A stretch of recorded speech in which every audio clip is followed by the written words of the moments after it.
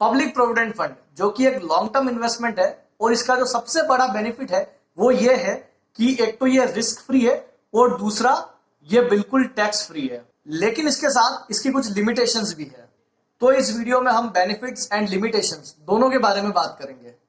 साथ में हम लोग देखेंगे कि क्या क्या फीचर्स है पीपीएफ अकाउंट के। उसमें से हो सकता है कि कुछ आप लोगों को मालूम हो और हो सकता है कि कुछ आप लोगों को मालूम ना हो।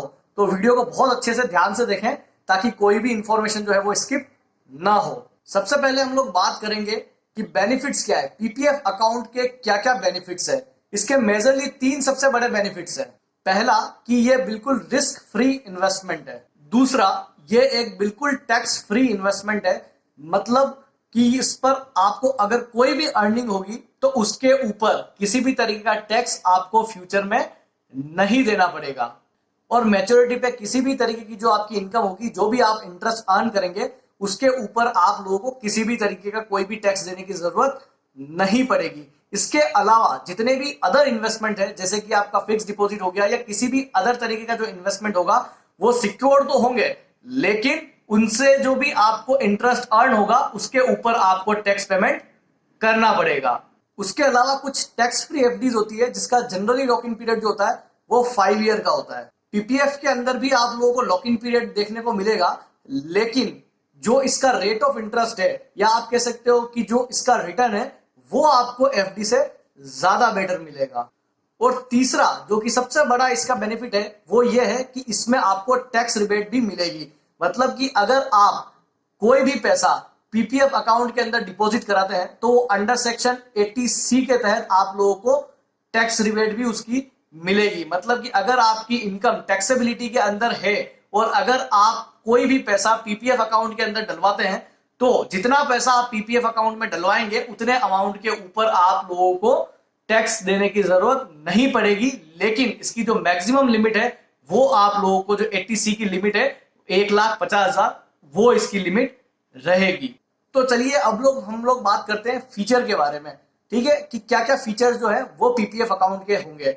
सबसे पहले हम लोग बात करते हैं कि एलिजिबिलिटी के लिए, कि कौन पर्सन जो है वो एलिजिबल है और क्या एलिजिबिलिटी उसकी होनी चाहिए पीपीएफ अकाउंट को ओपन करने के लिए। कोई भी रेजिडेंट इंडिविजुअल जो होगा वो पीपीएफ अकाउंट ओपन कर सकता है और वो एक पर्सन एक ही अकाउंट ओपन कर सकता है। मतलब ये नहीं होगा कि एक पर्सन जो है वो 2 अलग अलग बैंक अकाउंट के अंदर 2 अलग अलग पीपीएफ ओपन कर ले। वो चाहे तो अपना अकाउंट जो है वो ट्रांसफर करवा सकता है, लेकिन एक साथ 2 अकाउंट होल्ड नहीं कर सकता है।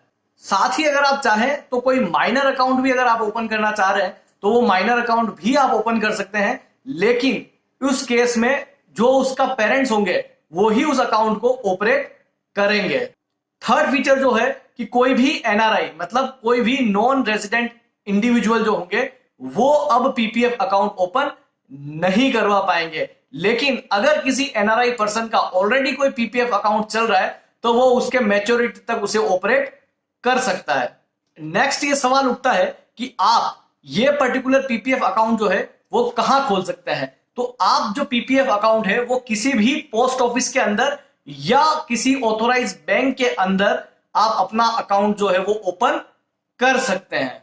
नेक्स्ट हम लोग बात करते हैं कि एक पीपीएफ अकाउंट के अंदर आप कितना पैसा जो है वो डिपॉजिट कर सकते हैं।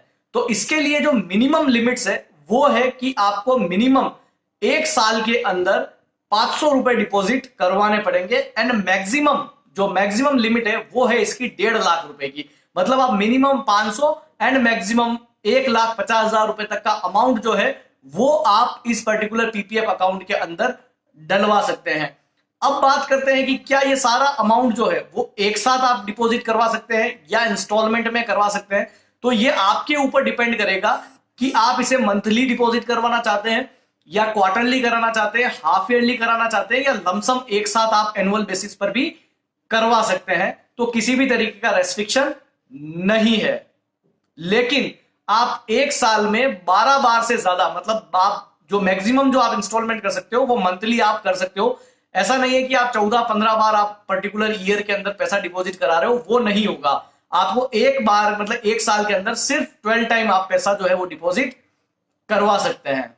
अब बात करते हैं कि किस तरीके से आप लोग जो है वो पीपीएफ अकाउंट के अंदर पैसा डिपॉजिट करवा सकते हैं।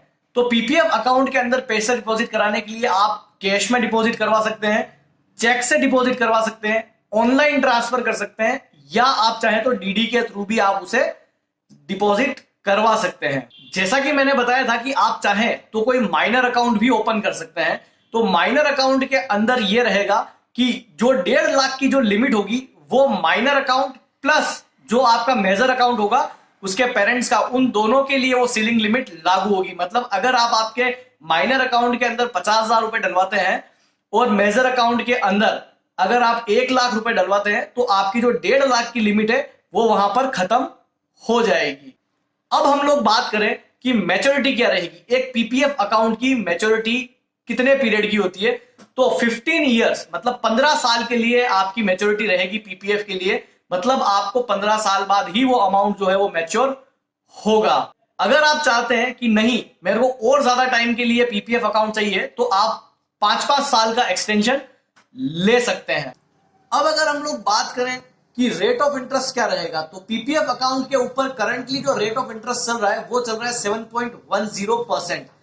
ये जो पर्टिकुलर रेट है ये रेट क्वार्टरली बेसिस पर रिव्यू करी जाती है और क्वार्टरली बेसिस पे अगर जरूरत लगती है तो इसे बढ़ाया भी जा सकता है और घटाया भी जा सकता है। लेकिन जो बढ़ाना और घटाना है वो उतना ज्यादा मेजर नहीं होता है। 0.10, 0.20 जो है उतना ही इसे बढ़ाया या घटाया जाता है।